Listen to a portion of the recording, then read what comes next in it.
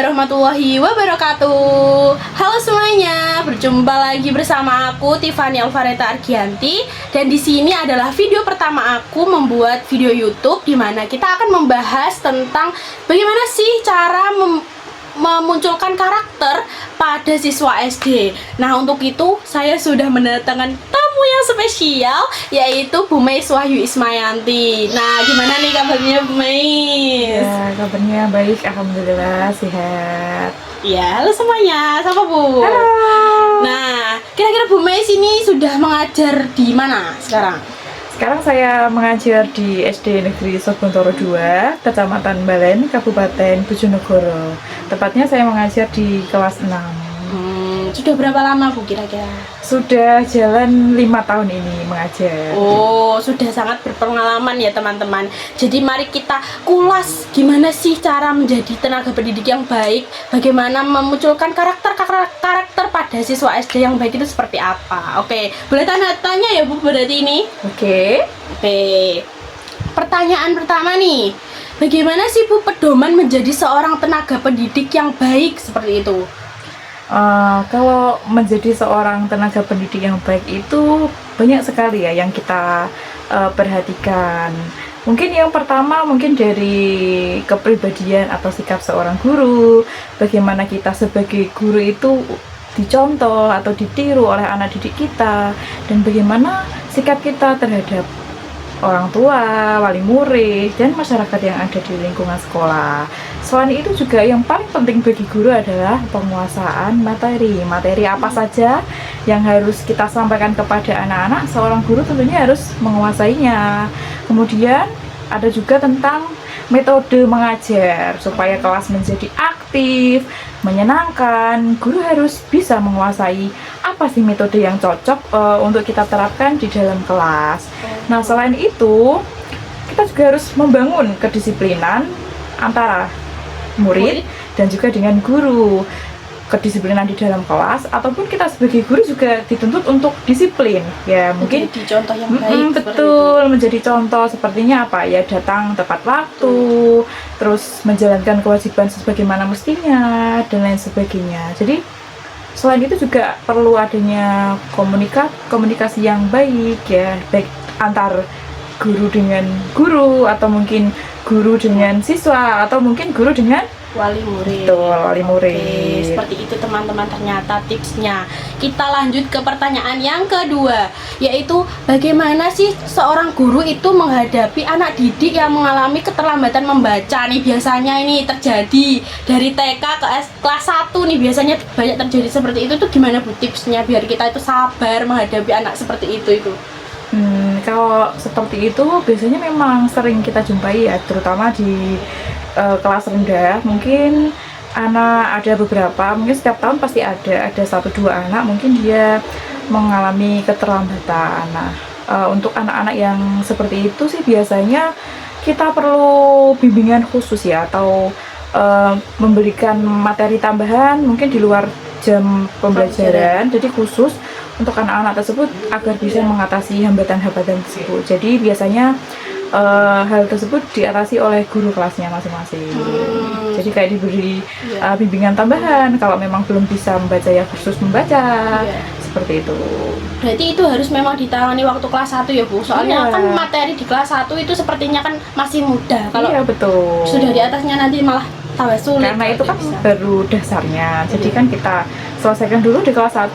Jadi nanti kalau sudah kelas 2 anaknya sudah bisa membaca dan lain, kan bisa masuk untuk pelajaran yang lainnya. Seperti itu. Baik, sudah dipahami nih teman-teman. Sekarang lanjut ke pertanyaan ketiga. Kalau nih yang tadi kan keterlambatan membaca, nah yang sekarang itu jika ada yang sulit fokus dan mungkin anaknya itu gampang teralihkan gitu Bu, kita menjelaskan di Bu Meis menjelaskan di depan, ternyata dia itu malah nggak fokus. Nah itu gimana Bu caranya? Sebenarnya kalau untuk fokus anak itu, menurut saya di setiap kelas atau di kelompok belajar itu pasti ada beberapa siswa yang kurang fokus dan sebagainya. Sebagai guru yang muda ya, atau mungkin guru yang saat ini kan kita masih terus belajar, apalagi dengan adanya kurikulum yang terbarukan, kita mungkin menyiasatinya dengan cara menggunakan metode ya atau mode pembelajaran yang aktif dan menyenangkan. Kalau misalnya siswa hanya mendengarkan ceramah ya atau mendengarkan penjelasan dari guru, kan pastinya siswa akan bosan. Nah, mungkin kita bisa selipkan menggunakan games atau diskusi, atau kita bisa membuat juga LKPD ya yang menarik untuk siswa sehingga siswa itu berkegiatan ya. Jadi dia tidak bosan hanya mendengarkan. Kalau mendengarkan saja itu kan membuat siswa jenuh, akhirnya tidak bisa fokus sepenuhnya. Tapi kalau kita coba untuk kegiatan, mengerjakan atau menggunakan media-media pembelajaran yang menarik dan membuat siswa aktif, nah itu biasanya siswa akan lebih terlihat aktif, lebih mengikuti alur, dan poin plusnya siswa itu lebih menguasai materi atau lebih sampai gitu loh materi yang kita sampaikan kepada siswa. Mereka bisa paham gitu ya Bu? Iya, betul. Terus pertanyaan yang keempat, kalau di tempat mengajarnya Bu Mais ini kira-kira ada tidak Bu kegiatan rutinan yang bisa membentuk karakter siswa gitu? Hingga dari kelas 1 sampai kelas 6 gitu, kegiatan rutin yang biasanya dilakukan itu ada enggak? Kalau kegiatan rutin untuk membentuk karakter ya, itu ada sih ya. Salah satunya mungkin ada melalui pembiasaan ya. Pembiasaan pagi. Jadi kalau di sekolah saya itu setiap pagi sebelum masuk kelas, siswa itu berkumpul di musola untuk ngaji dulu. Kemudian ya hafalan surat-surat pendek dan Asmaul Husna. Terus ada juga ini berlaku di semua sekolah ya, di SD negeri di Kabupaten Bojonegoro. Itu anak-anak itu setiap pagi melantunkan ya, apa kayak pujian gitu loh, Mbak. Iya. Kayak pujian gitu, namanya Ngudi Susilo. Nah, iya, nanti Mbaknya bisa cari sendiri ya Ngudi Susilo itu seperti apa. Tapi intinya Ngudi Susilo itu seperti syair, Mbak, syair pujian yang isinya itu seperti nasihat untuk anak-anak tentang bagaimana berperilaku yang sopan, bagaimana berakhlak yang baik di sekolah, di rumah maupun di masyarakat. Nah, itu bagus sekali itu. Iya, secara tidak langsung mereka mulai paham, oh ternyata gini loh. Iya, jadi kan ada nasihat-nasihat di dalam syair itu. Terus selanjutnya baru anak-anak melaksanakan sholat duha, baru kita mulai pembelajaran. Oke, kurang lebih seperti itu ya teman-teman kegiatan yang ada di sekolahnya Bu Mais untuk membentuk karakter siswa di sekolah. Nah, kita lanjut ke pertanyaan yang selanjutnya gitu. Kalau tadi kan kegiatannya Ngudi Susilo, ya, Ngudi Susilo, ada lagi nggak Bu tips-tips atau cara-cara lain untuk membentuk karakter siswa di sekolah? Misalnya apa gitu Bu? Oke, sebenarnya banyak sekali ya untuk melatih karakter anak melalui kegiatan pembiasaan. Kalau yang dari pembiasaan religius itu yang kita terapkan di sekolah itu ya seperti tadi Ngudi Susilo, kemudian mengaji, hafalan Asmaul Husna, kemudian pelaksanaan sholat duha, kemudian ada juga sholat jamaah. Itu yang kalau dari religiusnya. Berarti itu dilakukan setiap hari ya Bu? Iya, namanya pembiasaan itu juga dilaksanakan setiap hari.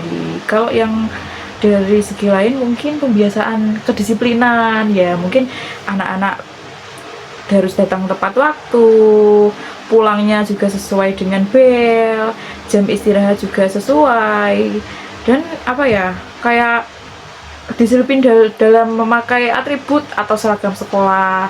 Kalau hari Senin waktunya pakai topi, pakai dasi. Nah, itu juga perlu diterapkan.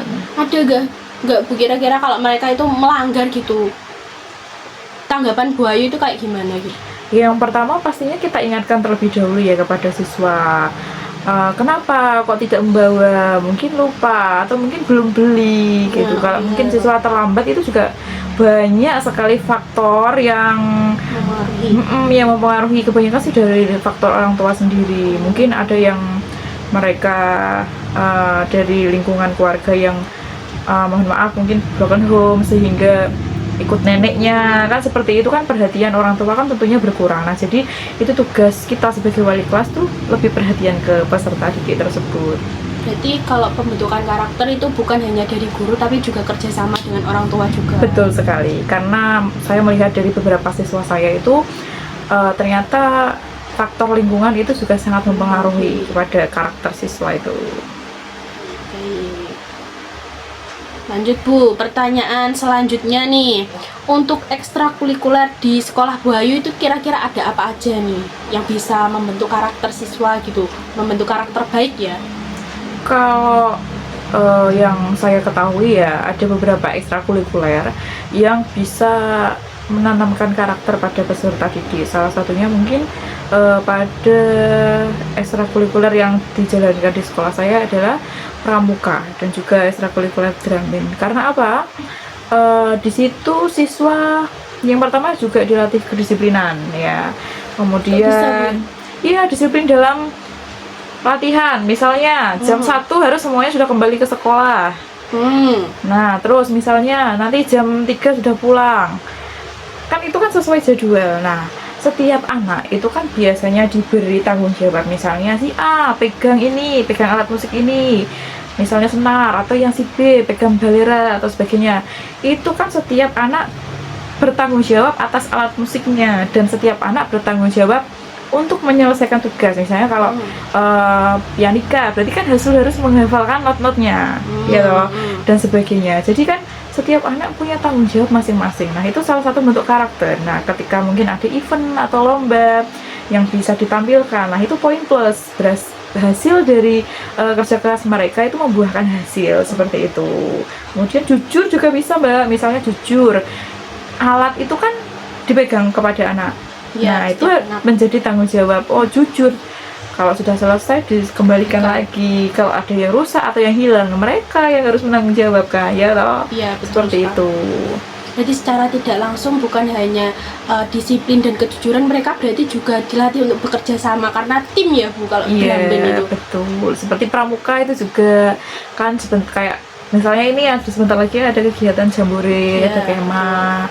Itu kan pasti anak-anak berlatihnya lebih giat lagi. Mereka latihan juga harus on time karena bapak ibu guru bilang misalnya jam 10 sudah kumpul semua. Nah, setelah istirahat misalnya kegiatannya boleh seperti itu. Mereka menjadi lebih disiplin. Oh, berarti tugas-tugas saya di jam-jam sebelumnya sudah selesai semua, karena setelah ini saya akan ada kegiatan pramuka seperti itu. Oke, baik. Dan teman-teman, itu pertanyaan-pertanyaan yang bisa kita sampaikan ke Bu Ayu dan sudah terjawab semua ya. Kira-kira ini sudah menjadi pelajaran besar buat kita. Gimana sih caranya menjadi tenaga pendidik yang baik, pembentukan karakter siswa yang baik itu seperti apa, sudah dijelaskan oleh Bu Mais tips-tipsnya semuanya. Buat Bu Mais, terima kasih banyak sudah mau saya tanyai, sudah mau saya beri pertanyaan yang besar seperti ini, membagi ilmu juga. Terima kasih banyak. Iya, sama-sama. Oke, sekian dulu ya teman-teman video dari saya dan Bu Mais ini. Saya ucapkan terima kasih kalian sudah mau menonton. Jangan lupa like, comment, and subscribe. Dadah semuanya.